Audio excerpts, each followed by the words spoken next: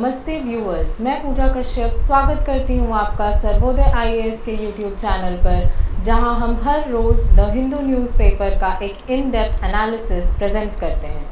शुरुआत करते हैं हमारे आज के सबसे पहले न्यूज़ से। पहला न्यूज़ है हमारा, health ministry reworks protocol as countries TB elimination drive plateaus. तो पहले इस हेडलाइन को समझिए। क्या आपको जो पूरी चीज़ लिखी है वो चीज़ समझ आ रही है या नहीं आ रही है? तो यहाँ बाकी चीज़ें तो बहुत क्लियर हैं, बट ये जो वर्ड है ड्राइव प्लेट्यूज का क्या मतलब हुआ? तो एक प्लेटो क्या होता है? जब आप ज्योग्राफी पढ़ते हैं तो उसमें प्लेटो जो होता है वो एक फ्लैट सरफेस होता है, कुछ इस तरीके का। तो जब भी कोई ड्राइव हम इम्प्लीमेंट करते हैं, कोई कैंपेन की शुरुआत करते हैं, तो उसका जो ट्रेजेक्ट्री होता है वो कुछ इस तरीके से होना चाहिए। बट यहाँ क्या हो रहा है, टीबी एलिमिनेशन जो ड्राइव है हमारा कि 2025 तक हमें इंडिया से टीबी को एलिमिनेट कर देना है, वो प्रोग्रेस तो कर रहा था, बट धीरे धीरे करके ये स्टैग्नेंट हो चुका है। इसकी जो प्रोग्रेस है ये स्टैग्नेंट हो चुकी है। तो इसीलिए अब इस प्रोटोकॉल को दोबारा से रीवर्क किया जा रहा है। क्यों? ताकि इसकी जो प्रोग्रेस है इसको हम फिर से शुरू कर सकें।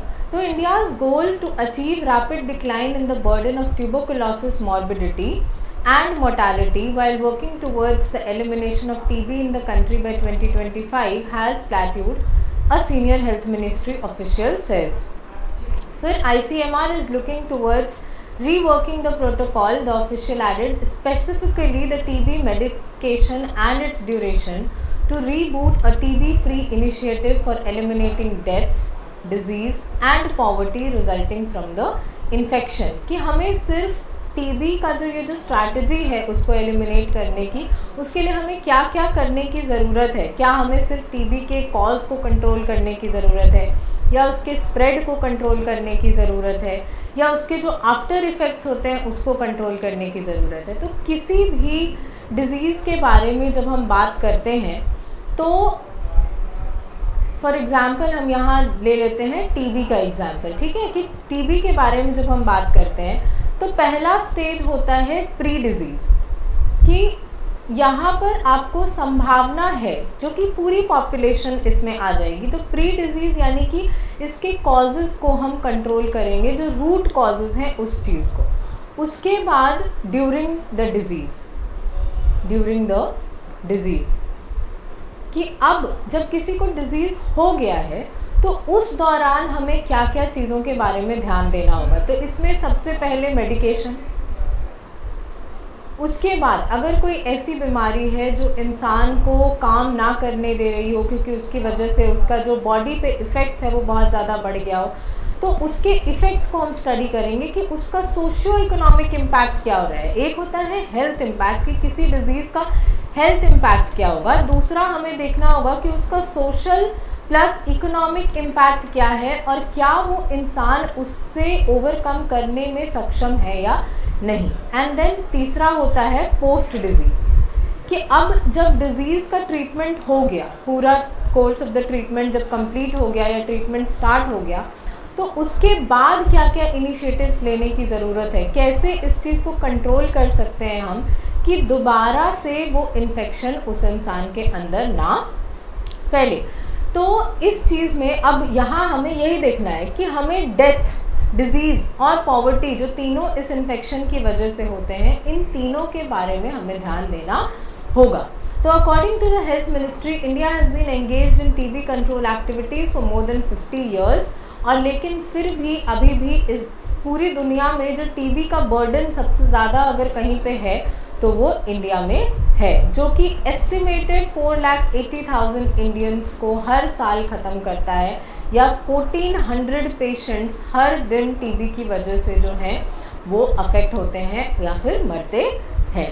तो इसीलिए बहुत ज़रूरी है कि अगर एक दिन में 1400 लोग की जान जा रही है तो कहीं ना कहीं ये एक बहुत सिग्निफिकेंट इम्पैक्ट होगा इसका हमारी ओवरऑल इकोनॉमी पर, क्योंकि नंबर ऑफ़ पीपल जितने होंगे उतना ही प्रोडक्टिविटी होगी हमारी इकोनॉमी की। लेकिन अगर इन सब कारणों की वजह से या इन डिजीज़ेज़ की वजह से जिनको कि हम कंट्रोल कर सकते हैं, ऐसे लोगों की जान जाती रही तो इससे हमारी कंट्री की प्रोडक्टिविटी, ओवरऑल हेल्थ जो हमारे कंट्री का है वो सही नहीं रहेगा। तो additionally the country also has more than 1 million missing TB cases annually which are not notified, कि बहुत सारे ऐसे लोग होते हैं जिनके बारे में पता ही नहीं चलता है कि उनको प्रॉब्लम होती है, जो भी सिम्टम्स हैं वो उसको इग्नोर कर देते हैं। फॉर एग्जांपल खांसी, आपने सुना होगा कि जनरली जब खांसी होती है अगर वो परसिस्टेंट टाइम तक कंटिन्यू करती है तो वो टीबी का एक लक्षण होता है। तो ऐसे में कई बार जो लोग होते हैं, स्पेशली फ्रॉम जो पुअरर सेक्शंस को बिलोंग करते हैं, वो लोग ऐसे सिम्टम्स उनको होते रहते हैं, खांसी होती है, बुखार आता है, कई बार कफ के दौरान उनको ब्लड भी आ जाता है, बट वो उन सिम्टम्स को इग्नोर कर देते हैं, अल्टीमेटली दे डाई। तो ये वो केस हुआ जो नोटिफाई हुआ ही नहीं। तो ये 1400 डेथ्स जो अभी हम काउंट कर रहे हैं टीबी का पर डे, ये अभी भी हमारे नोटिफाइड केसेस में से हैं। तो अभी भी ऐसे बहुत सारे केसेस हैं जो नोटिफाई नहीं होते हैं।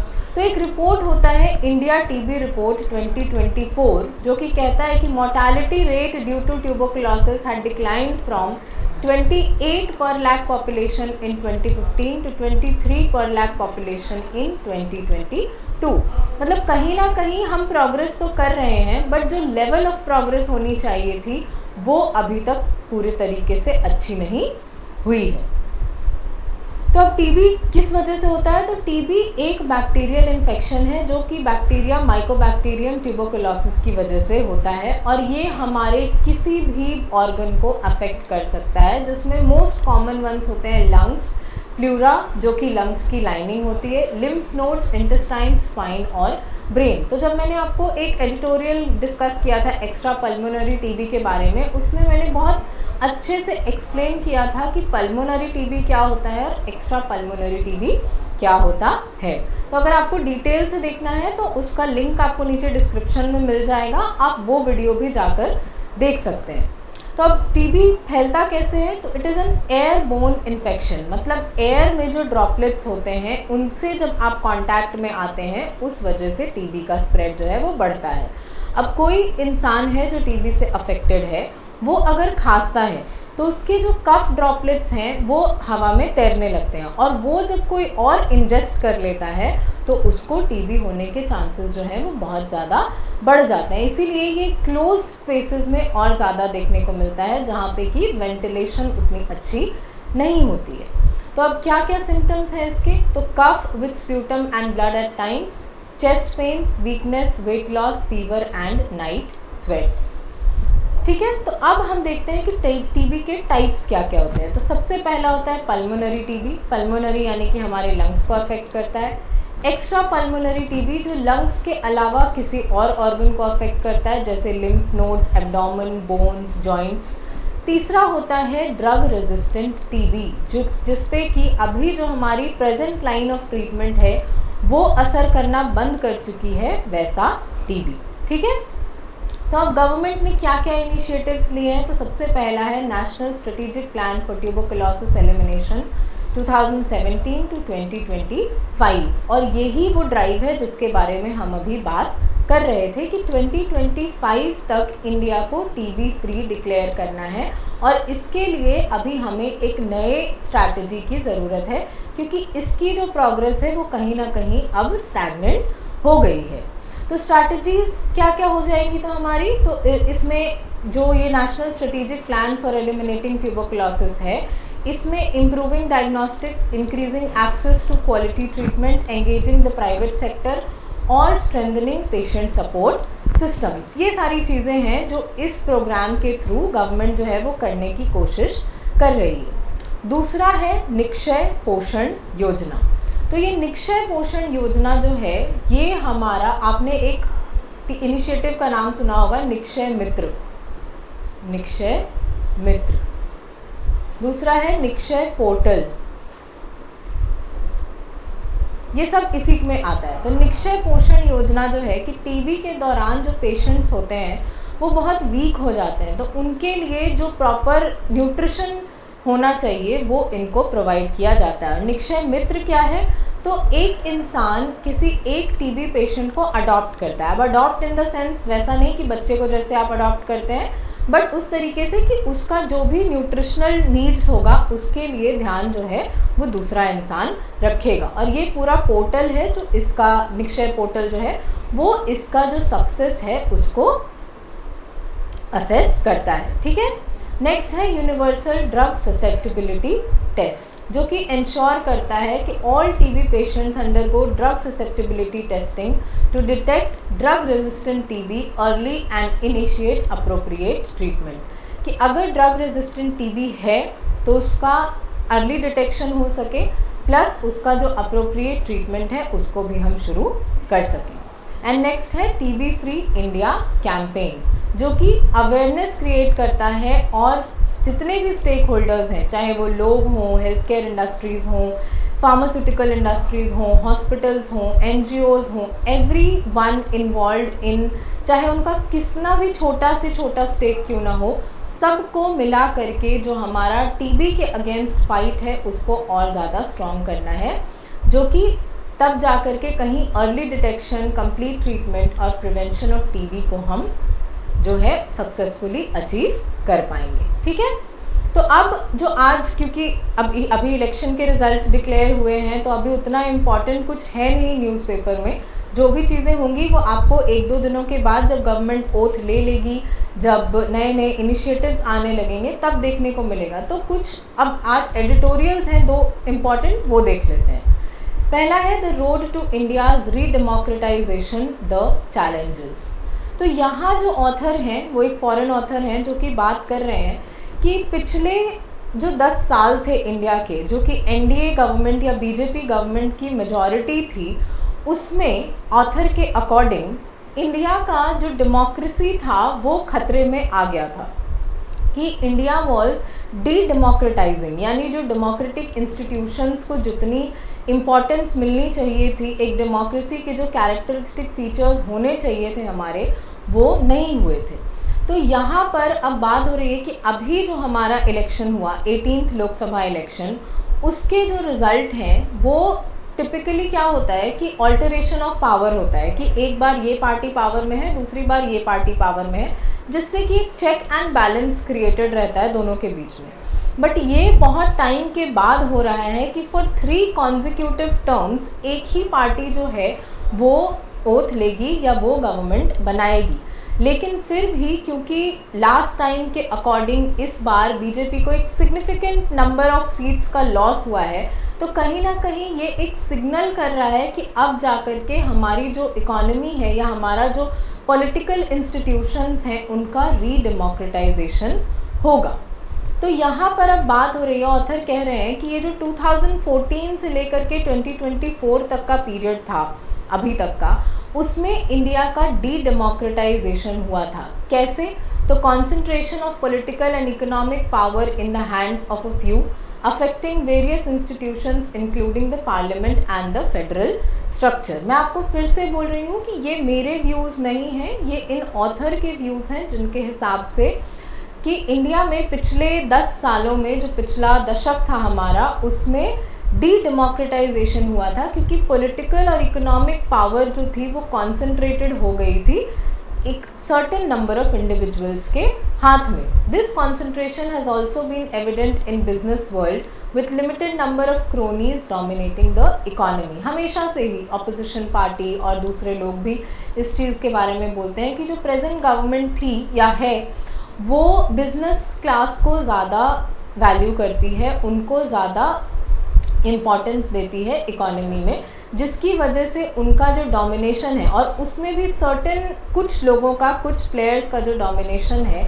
वो बढ़ गया है इंडियन इकोनॉमी में। दूसरी चीज़ कि इंडिया में आइडेंटिटी पॉलिटिक्स और सोशल पोलराइजेशन के बारे में की चर्चा जो है वो बढ़ गई है, और इसके वजह से कंट्रोवर्सीज जो हैं वो बहुत ज़्यादा क्रिएट हो गई हैं। तो पिछले 10 सालों में आइडेंटिटी पॉलिटिक्स का इंक्रीज़ हुआ है। आइडेंटिटी पॉलिटिक्स मतलब किसी एक कम्युनिटी के आइडेंटिटी के बेसिस पर पॉलिटिक्स करना। तो अब आप समझदार हैं, आप समझ रहे होंगे कि यहाँ किस बारे में बात हो रही है। तो यहाँ अब कहते हैं कि the last decade has seen the rise of identity politics particularly under Narendra Modi's leadership with increase marginalisation of minorities. कि पिछले 10 सालों में जो हमारी माइनॉरिटीज़ हैं उनका मार्जिनलाइजेशन हुआ है और एक सर्टेन कम्युनिटी जो है उसका अपलिफ्टमेंट हुआ है। तो इसी को बोलते हैं आइडेंटिटी पॉलिटिक्स, जो कि बहुत सारे पॉलिटिशियंस, इंटेलेक्चुअल्स और मीडिया द्वारा भी सपोर्ट किया गया है, दस creating a divide in the society. तो अब ये जो ऑथर हैं ये कहते हैं कि हमें ज़रूरत है कोएलिशन पॉलिटिक्स की, जहाँ एक पर्टिकुलर पार्टी को पूरी मेजॉरिटी ना रहे, उसको ज़रूरत पड़े अलग अलग पार्टीज़ की गवर्नमेंट बनाने के लिए, तब जा कर के कहीं जो चेक होना चाहिए एक पर्टिकुलर पार्टी के पावर्स पर वो बना रहेगा। जो कि प्रेजेंटली हमें देखने को मिलेगा कि एनडीए जो अलायंस है या नेशनल डेमोक्रेटिक अलायंस, वो सिर्फ बीजेपी नहीं है बल्कि और पार्टीज़ के साथ मिल करके अब एक कोएलिशन गवर्नमेंट बनाने जा रही है to reach the required number of seats. The coalition politics requires the recognition of other chief ministers and more inclusive governance, contrasting with Modi's previous centralized approach. तो ये एलिगेशन हमेशा से ही सेंट्रल गवर्नमेंट पे पिछले 10 सालों में लगाया गया कि करंट जो लीडरशिप थी नरेंद्र मोदी जी की, वो बहुत सेंट्रलाइज्ड अप्रोच के साथ चलते थे और चीफ मिनिस्टर्स जो लोकल लोग थे उनको उतनी वैल्यू नहीं देते थे। तो इसीलिए अब क्योंकि कोएलिशन पॉलिटिक्स की या कोएलिशन गवर्नमेंट बनेगा तो लोकल चीफ मिनिस्टर्स या लोकल पावर्स जो हैं उनका रिकग्निशन भी बढ़ जाएगा, जिससे कि इंक्लूसिव गवर्नेंस हमें देखने को मिलेगी। लेकिन यहाँ पर कुछ चैलेंजेस हैं अकॉर्डिंग टू ऑथर, जैसे कि पहला है कि अभी भी जो मेजॉरिटी है वो बीजेपी के हाथ में ही है। तो अगर आप देखें तो एक तरफ बीजेपी का जहाँ 240 सीट्स है इस बारी, वहीं पूरी की पूरी इंडी अलायंस जो है वो 232 सीट्स में लेकर आई है। तो कहीं ना कहीं आज भी मेजॉरिटी जो है वो बीजेपी के पास ही है, भले ही उतनी स्ट्रॉन्ग मेजॉरिटी नहीं है जितनी लास्ट इलेक्शंस में हमें देखने को मिली थी। प्लस सेकेंड चीज़ है कि जुडिशरी, कुछ इंस्टीट्यूशंस हैं जैसे जुडिशरी, मीडिया, ब्यूरोक्रेसी, जो कि कहा जाता है कि उन पे प्रेशर था पिछले गवर्नमेंट के दौरान और उनकी इंडिपेंडेंस को कॉम्प्रोमाइज़ किया गया था। प्लस फेडरलिज्म भी अंडर चैलेंज था क्योंकि जो करंट रेजीम थी वो बहुत रेस्ट्रिक्टिव थी स्टेट की पावर्स को लेकर के। तो ये कुछ चैलेंजेस हैं जिनको ओवरकम करने की ज़रूरत है। दूसरा चैलेंज के बारे में जो यहाँ बात हो रही है वो है सोशल जस्टिस की। अब सोशल जस्टिस क्या होता है? तो बहुत सारी कम्युनिटीज़ होती हैं, कुछ माइनॉरिटीज़ में होती हैं, कुछ मेजॉरिटी में होती हैं। तो जब माइनॉरिटी कम्युनिटी के इश्यूज़ को एड्रेस करना को हम सोशल जस्टिस कहते हैं, जिसमें कि सबसे इम्पॉर्टेंट है कास्ट डिस्क्रिमिनेशन। तो यहाँ पर अब बात हो रही है कि 1990 में जो मंडल रिपोर्ट आई थी, मंडल कमीशन की, जो कि सोशल जस्टिस के बारे में बात करती है, उसके रिकमेंडेशंस को इम्प्लीमेंट करने की ज़रूरत है ताकि इंक्लूसिव पॉलिटिक्स जो कि कास्ट डिस्क्रिमिनेशन जैसे इश्यूज़ को एड्रेस करती हो वो हम देख सकें। सेकेंड है एमर्जेंस ऑफ रीजनल लीडर्स, जैसे कि नीतीश कुमार, शरद पवार, चंद्रशेखर राव, ये सारे लीडर्स जो हैं वो इम्पॉर्टेंट लीडर्स हैं जो अभी के इलेक्शन में हमें सामने देखने को मिले हैं और इनका जो सपोर्ट है करंट गवर्नमेंट या करंट अलायंस में वो इम्पॉर्टेंट है जो रूलिंग गवर्नमेंट को, पर इस बारे में यहाँ जो है वो बात हो रही है। तो अब हम देखते हैं कि यूएस का भी जो प्रेजेंट सिचुएशन है वो पहले के हिसाब से चेंज हो चुका है। यूएस की भी के लिए भी नई प्रायोरिटीज़ जो हैं वो देखने को मिल रही हैं। जैसे यूक्रेन क्राइसिस में यूएस जो है वो यूक्रेन को सपोर्ट कर रहा है, बट इंडिया जो है वो लॉन्ग टाइम से रशिया का फ्रेंड रहा है। रशिया और इंडिया स्ट्रेटेजिक पार्टनर्स रहे हैं, जो कि यूएस के साथ अब कुछ फ्रिक्शन जो है वो क्रिएट कर सकता है। दूसरा यहाँ बात हो रही है असैसिनेशन प्लॉट एलिगेशंस की। अभी रिसेंटली खालिस्तानी एक्टिविस्ट जो थे उनका डेथ हुआ कनाडा में, जिसका इल्ज़ाम जो है कैनेडियन प्रेसिडेंट ने इंडिया पर लगाया। और ये जो रिसर्च थी, ये जो इंटेलिजेंस थी, ये कहाँ से शेयर करी गई थी? तो 5 आइज़ ग्रुप करके है जिसमें कि यूएस और कनाडा दोनों उसका पार्ट है। तो 5 आइज़ के द्वारा ही इसको शेयर किया गया था, इस इंटेल को। तो कहीं ना कहीं ये एक सीरियस कंसर्न दिखाता है कि एक तरफ जो यूएस है वो इंडिया को सपोर्ट करता है और दूसरी तरफ इंडिया के खिलाफ ही एलिगेशंस को सपोर्ट भी करता है।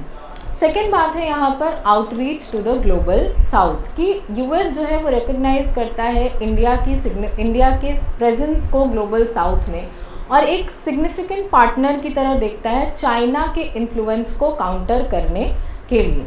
तो क्या इंडिया का महत्व यूएस के नज़र में सिर्फ इतना है कि चाइना को काउंटर करना है, या उससे भी बड़े रोल में यूएस जो है वो इंडिया को देखता है?